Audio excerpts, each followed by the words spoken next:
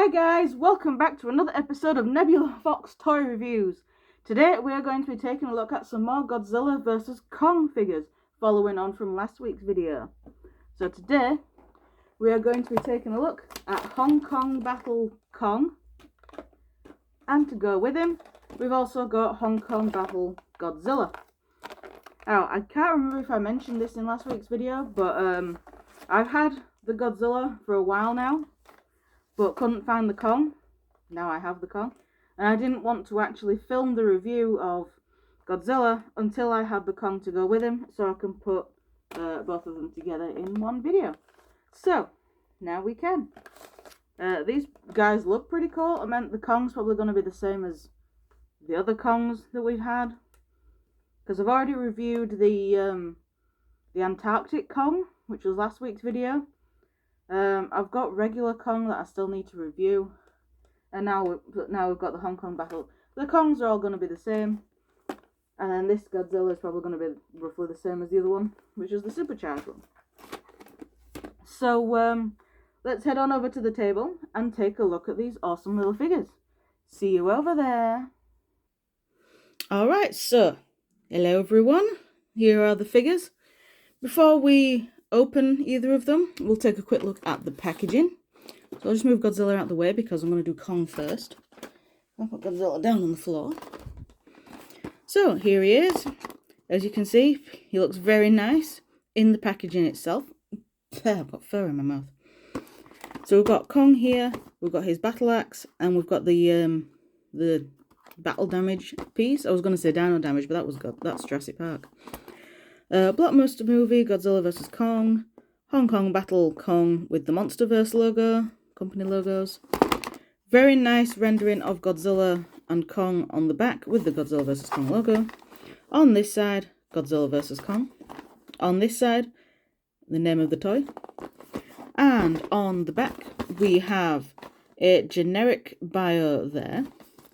And then we have a figure-specific bio here. And we have a very nice look, basically nice rendition of the figure on a backdrop of Hong Kong. I was about to say King Kong then. And same the battle damage reveal, and all of the other figures available. This is the regular Kong that I talked about earlier, that I still need to review. Supercharged Godzilla we did last week. Skullcrawler I've yet to review. Mechagodzilla I've yet to review, though my Mechagodzilla was slightly different than this one. But Mechagodzilla and the Skullcrawler will be reviewed together. I have the Warbat. That will be reviewed with that Kong. And Hong Kong Battle Godzilla obviously is going to be reviewed here. Godzilla with a radio tower I do not have. It wasn't... don't think that one was easily available in the UK. So, let's break Kong out of his packaging.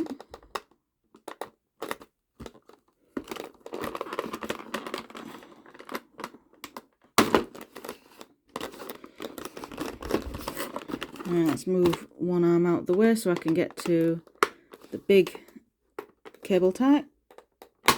There we go.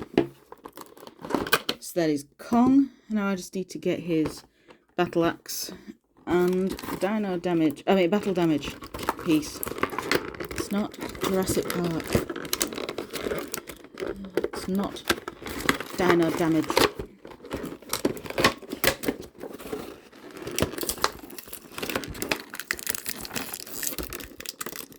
So there's the battle damage, and oh, I've just knocked the camera. Let's center that again. And there is the axe. And it wants to. There we go.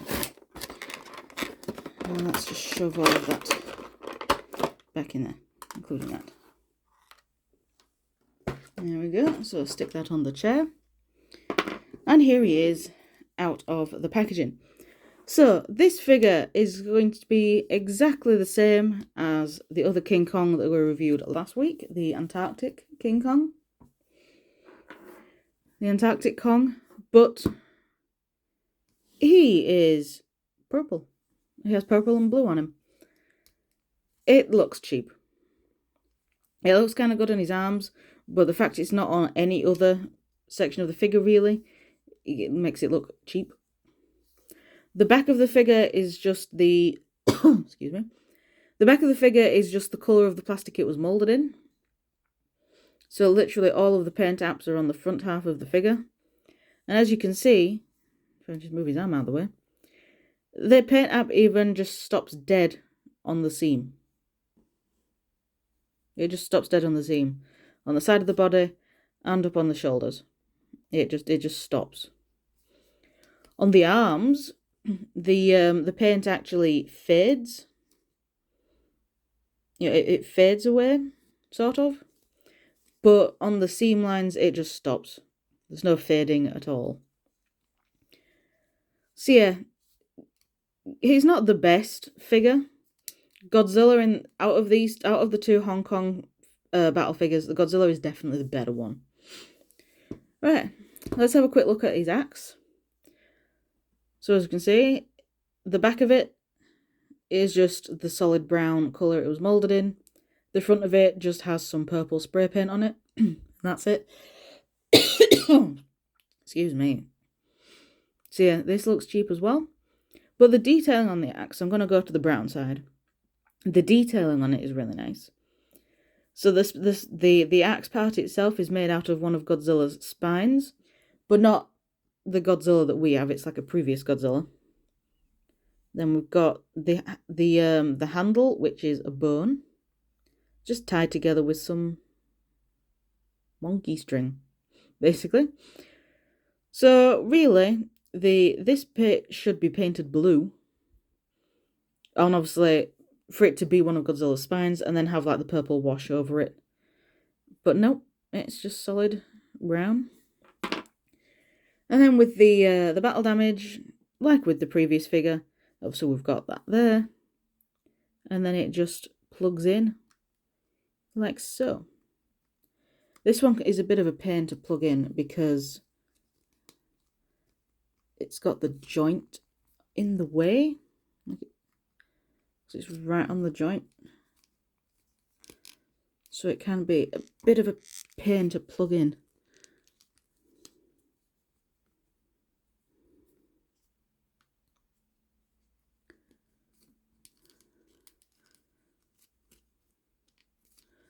Godzilla's battle damage is a hell of a lot easier to get in because it's not on a joint.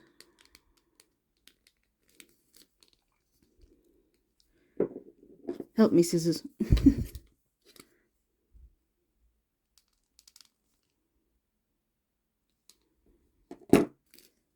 There we go. Luckily, it's all made of like a soft rubbery plastic, so you can sort of mould it into it. But yeah, so there he is with his battle wound covered up. It does, you know, it blends in quite nicely because they did paint the battle damage part with the purple and blue. So yeah, the detailing on the guy is pretty nice, and you've even got like the scratch marks from Godzilla. So for articulation, the head can rotate. Can he do a full 360? He can do a full 360 with his head. His arms can go out, so he can T-pose, but they can also go up as well. He can do a full 360 with his arms.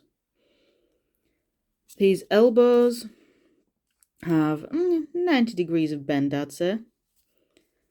And then can hyperextend a little bit that way. That looks kind of painful. The elbow joint is also a swivel. The wrists are also on swivels. On both hands, on both arms even. The legs can go forward that far and backwards that far. So more extension forwards than backwards. And the knees have about 90 degrees of bend in them as well. Come on, camera, focus. But you can also hyperextend the leg to break it, which is always fun, to break the legs. The axe will obviously just go into his open hand.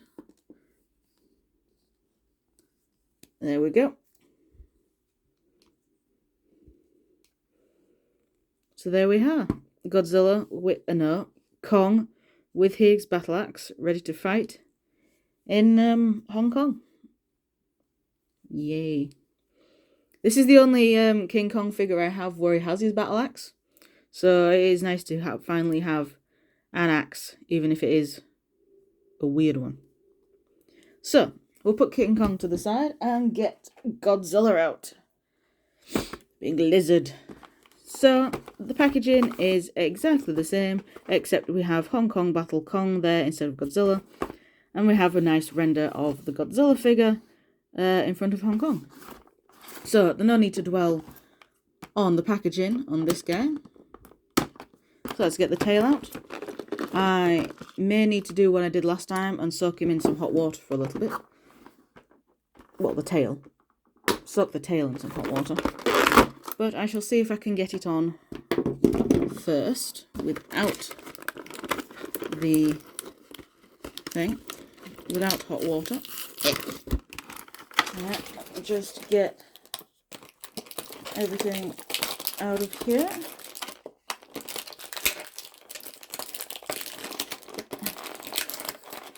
Yeah, I hate it when they use so much sellotape on the packaging for these figures. Sellotape is not needed. When you've got everything in the packaging will just hold it all in place. So here he is. Let's try and get the tail on. Oh, this one seems like it might go on a bit easier than the other one.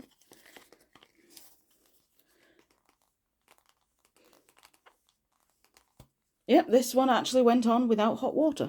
So that's good. So his tail is on. I don't know if this is a slightly softer plastic, but ow, he's spiky. That hurt. So yeah, the tail is on nicely. So here we have Hong Kong Battle Godzilla. And he is moulded, if we go up to his head, he is moulded in this transparent blue, so this clear blue plastic, and everything else is painted on. So the purple is paint, and the black, or dark grey, whatever it is also paint. But the figure itself, also the red is paint as well, the figure itself is moulded in this really nice transparent blue plastic. And it's a much better figure than the King Kong.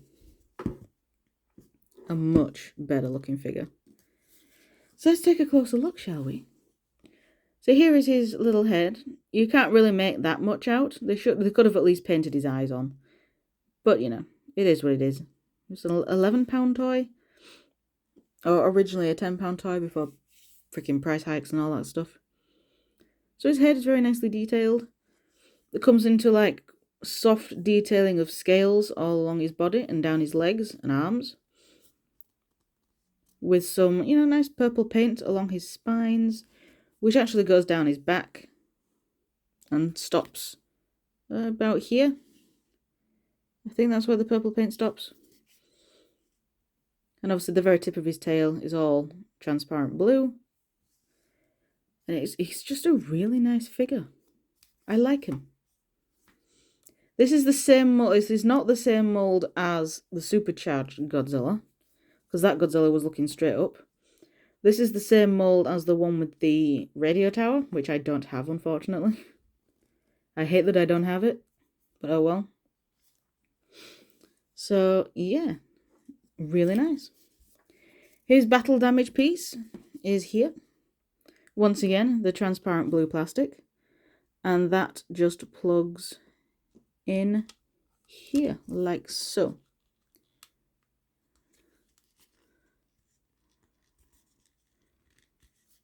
And like that. Much easier to plug in than the Kong one. And even though it is transparent blue plastic, it covers up the red paint of the battle damage wound really nicely. There is a little tiny bit of a hole here, but that's so you can obviously get your finger in to flick it out. For articulation, his mouth can open and close. His head cannot rotate, even though it looks like it should. It looks like it has a joint there, but it can't move. His arms can go, his arms can rotate around, rotato potato. And his legs can also move forward and backwards. And his tail is on the good old ball joint. So articulation-wise, Kong wins. But just for the look of the figure, Godzilla wins by far. But that is not everything about Godzilla, for he also comes with a blast effect. Well, not a blast effect, an atomic breath effect. So that is once again done in transparent plastic, so just the clear blue plastic. And it has a tiny little ball joint on the tip that looks rather odd, and that will just plug into the top of his mouth, the roof of his mouth, like so. Now, the weird thing about this is if I just remove it for a little bit, you can kind of see this going into the head. There, can you see it? You can see it going into the head because of the clear plastic, but oh well. So yeah, and you can move it around because it's on that ball joint, because it's weird like that. But yeah, so we have Godzilla doing his breath effect. So we can have Kong come in and have his axe block the atomic breath beam, and then it can just go dunk on Godzilla's head. That's all I can really say about these figures. They're definitely cool figures. Oh, let me just center them a bit more. There we go. They are most certainly awesome figures. Would I recommend them? Kong? No. Godzilla, yes. Kong, no. Just because it's the exact same Kong that we've gotten like 50 times already. They haven't really made any changes to it, apart from the cheap paint job. But if you're wanting them both to fight in Hong Kong, then yes, I would recommend it. Unless you can get a plain King Kong and do a better paint job yourself. For customizing the figure, then I would say do that. But yeah, that is all I have to say about those. So thank you very much for watching, guys, and I shall see you all in the next video, whatever that'll be. Bye!